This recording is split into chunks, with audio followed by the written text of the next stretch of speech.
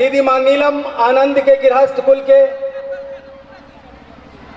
हम उनको सुनेंगे गंभीरता से, और भी लोगों को सुनेंगे।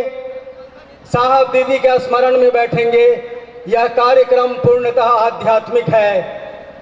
हम अपने आध्यात्मिक उत्थान के लिए आज आशीर्वाद मांगेंगे साहब दीदी से, दया मांगेंगे अपने गुरुदेव महादेव से। ये जागृत भूमि याज्ञवल्क्य की है जहां हम बैठे हैं, और हमको आपको दान में देने के लिए साहब दीदी आज भी हमारे आपके बीच उपस्थित है। तो आइए हम सभी मिलकर आग्रह करते हैं दीदी बरखानंद जी से, प्रोफेसर रामेश्वर मंडल सर से, कि महादेव गुरु के संग साहब दीदी की तस्वीर पर माल्यार्पण, पुष्पार्पण, हृदय स्थली के सुमन का अर्पण के लिए हम आप सभी जहां हैं वहीं शांतिपूर्वक बिल्कुल मौन प्रार्थनारत भाव में आशीर्वाद के मुद्रा में साहब दीदी के पावन स्मरण में वहीं से अपने हृदय से पुष्प का अर्पण करेंगे। यह अनुपम क्षण, यह शिव शक्ति की भ्रमण स्थली मिथिलांचल में शिव शक्ति का जीवंत भ्रमण का यह पल, अनुपम आध्यात्मिक पल, यह महादेव गुरु की दया, साहब दीदी के आशीर्वाद प्राप्त करने का पल, अपने जीवन के तमाम दुखों से मुक्त होने के लिए यह दान में दिया हुआ साहब दीदी की ओर से यह आध्यात्मिक पल। इस पल में हम प्रार्थना करें अपने उस गुरु महादेव से, उस शिव शिष्य साहब श्री हरिंद्रानंद जी से, जिन्होंने आध्यात्म की दुनिया में हमको आपको जीने का संबल दिया है, गुरु का सहारा दिया है। हारे को हरिनाम है, निर्बल के गुरु शिव हैं। और आज शिव गुरु की दया से आयोजित साहब दीदी के सानिध्य में यह स्मरण की बेला हमारे आपके लिए कुछ कहती है, कुछ कह रही है। उसे शांति बनाए रखिए और सुनिए। यूं ही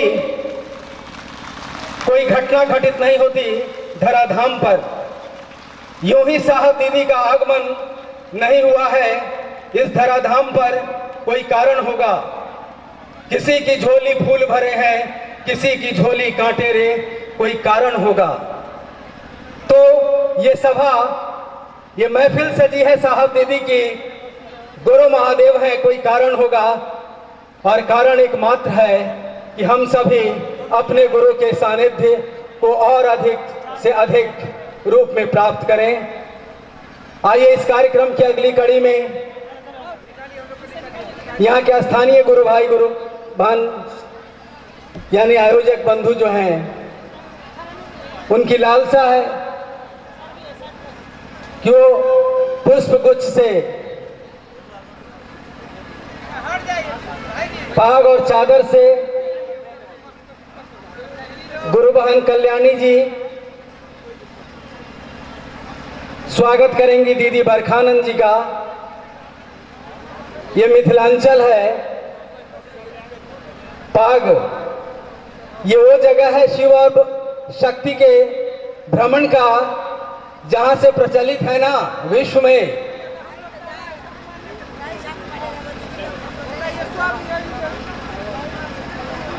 एहन बौराह बरसे गौरी न बियाह, यह है मिथिलांचल की खुशबू। देखिए शिव और भगवती का जीवंत धरती पे स्वागत है। दीदी बरखानंद जी का, गुरु बहन कल्याणी जी की ओर से, समस्त गुरु भाई गुरु बहन की ओर से, सभी की ओर से अभिनंदन है, स्वागत है मिथिलांचल की धरती पर, मैथिली की धरती पर। शिव शिष्या बरखानंद जी का अभिनंदन है, स्वागत है। यह वैसे ही आध्यात्मिक पुरोधाओं से संपन्न है ये धराधाम मिथिलांचल का। आज इस आध्यात्मिक उर्वरक धरती पर शिव गुरुकुल में बैठे हम सभी लोग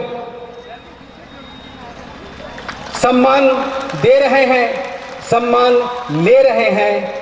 ऐसा महोत्सव का अवसर हमको आपको दिया है उस साहब और दीदी ने। उस साहब और दीदी को सत सत नमन या हृदय करता रहे, से सब कुछ हो जाएगा। कहा न कि हारे के हरि नाम, हरि माने शिव शिष्य हरिंद्रानंद। हारे हुए लोग ही शिष्य होते हैं, वो चाहे जीवन की समस्या हो, लौकिक हो या पारलौकिक। इसलिए सभी लोग शांति बनाए रखिए। साहब दीदी के द्वारा मिला यह पल या सौभाग्य, हम सबों की उपस्थिति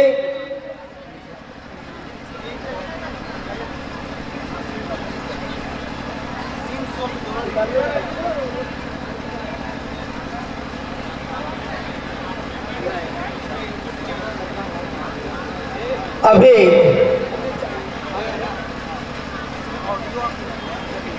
आइए इस कार्यक्रम की अगली कड़ी में आए सभी लोग दूर दूर से आए हैं, नेपाल से आए हैं,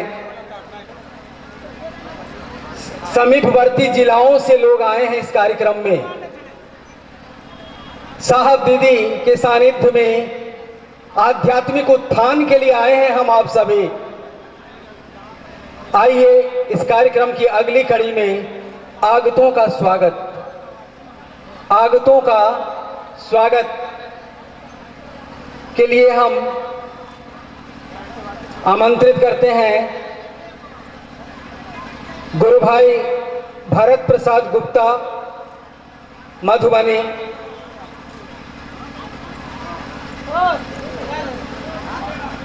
वर्षों से इन्होंने हमारे आपके बीच गुरु कार्य किया है। आइए सुनते हैं इनको।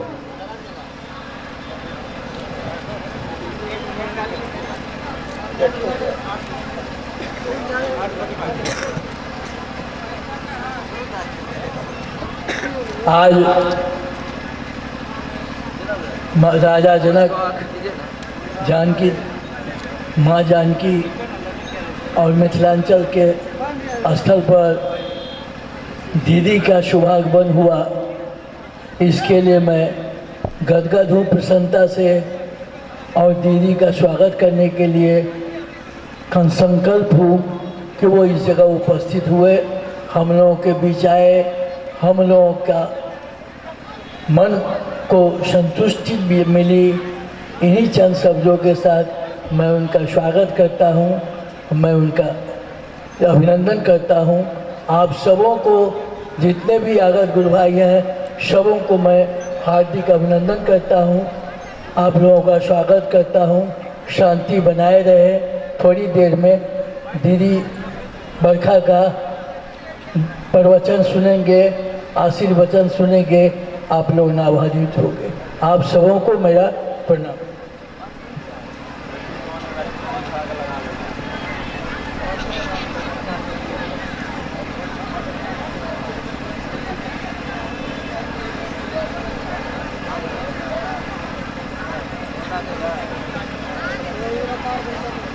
स्वागत है हे युग पुरुष तुम्हारा,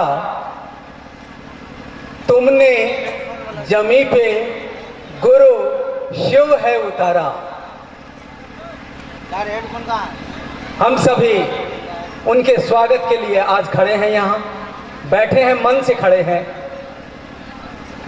अब चलिए बैठ जाते हैं और इस कार्यक्रम को साहब दीदी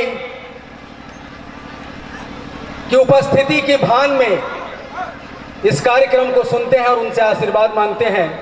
इस कार्यक्रम की अगली कड़ी में हम सुनेंगे शिव का गुरुपद एवं उनकी शिष्यता।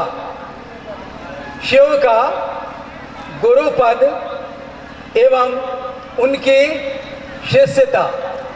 शिव का गुरुपद है जो हम जानते हैं, हम आप सभी अपने आप को शिष्य कहते हैं। इस विषय पर सुनेंगे भाई श्री राजेश कुमार रांची से।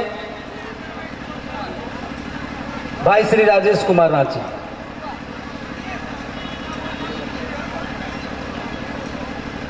शिव का गुरुपद एवं उनकी शिष्यता।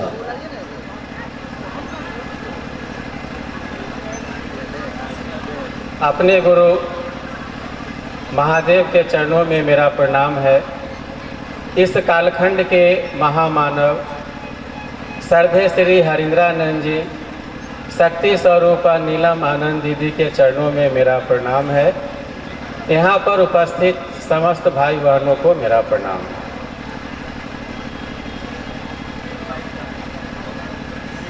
भारतीय अध्यात्म को जब हम आप देखने के लिए या उसका अवलोकन करेंगे तो यह हम लोगों को अनुभूत होगा, यह एहसास है कि पूर्व में भी जितने ग्रंथ है या उपनिषद है या जो भी है आपके मेरे पास पूर्व से जो लिखित है, उनके अवलोकन से हम लोगों को यह पता है कि वह ईश्वर, वह शिव, वह भगवान आदि गुरु हैं, जगत गुरु हैं, गुरुओं के गुराधिपति है। यह बात हम लोगों ने पूर्व में किताब के पढ़ने तक ही यह सीमित रह गया कि वह ईश्वर गुरु का काम करते हैं, वह गुरु है। पूर्व में उनके शिष्य या प्रशिष्य आए, उन्होंने भी उस ईश्वर के गुरु पद से ज्ञान प्राप्त करके जनमानस के बीच, लोगों के बीच यह नहीं बताने के लिए चले कि वह ईश्वर गुरु हैं, हम आप भी उनके शिष्य हो सकते हैं। पूर्व में लोगों ने उस ईश्वर से ज्ञान प्राप्त किए, ज्ञान प्राप्त करके लोगों को वह ज्ञान देने के लिए चले, वह बताने के लिए चले, लेकिन वह लोगों ने भी यह नहीं बताए कि वह जगत गुरु, वह ईश्वर, वह भगवान इस धरती के एक एक व्यक्ति के गुरु हो सकते हैं। क्योंकि पूर्व में जो भी कारण हो, लोगों ने इस बात को नहीं बताने के लिए इस कालखंड में अब तो इस धरती पे यह बताने की आवश्यकता नहीं है कि वह भगवान, वह शिव गुरु का काम कर रहे हैं, क्योंकि अब तो इतनी भीड़ या इतने लोग हैं कि आपको हमको यह एहसास है। लेकिन इस कालखंड में, इस कालखंड के महामानव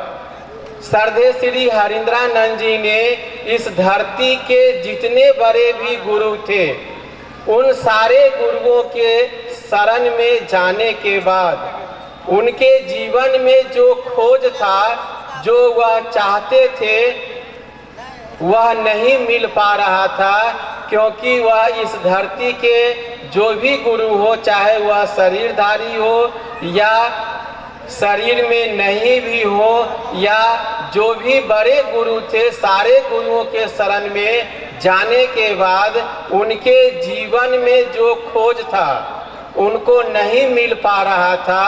अंत में विवस्था के स्थिति में साहब श्री हरिंद्रानंद जी के मन में एक विचार आया कि अगर वह भगवान गुरु है तो मेरे जीवन में भगवान गुरु क्यों नहीं। क्योंकि उन दिनों जो उनका मन जिनको वह भगवान समझते थे वह थे शिव। और उनके मन में यह जो विचार आया, आने के बाद 1 साल के बाद उनको यह एहसास हो गया कि इससे बड़ा इस धरती पे ना तो गुरु है और ना देवता है। यानी वह महामानव ने 13-14 वर्षों तक भिन्न भिन्न गुरुओं के शरण में जाने के बाद, और तब उनको यह जो एहसास हुआ कि इससे बड़ा इस धरती पे ना तो गुरु है और ना देवता है, क्योंकि उस गुरु के बारे में हम आप जानते हैं कि वह आदि गुरु है, जगत गुरु है। आदि गुरु का अर्थ हुआ कि जब से यह सृष्टि है, यह धरती है, हम आप हैं, यानी उसी क्षण से वह आदि गुरु यानी प्रथम गुरु का वह काम कर रहे हैं। उसी समय से वह गुरु पद उनका सृजित है। और कहा जाता है कि वह जो इस सृष्टि को आपको हमको जो बनाए होंगे, इससे बेहतर, इससे अच्छा आपको हमको इस सृष्टि के बारे में, इस धरती के बारे में और आपको हमको कोई नहीं बता सकता है। कहा गया कि उस परमात्मा की इच्छा ही यह पूरे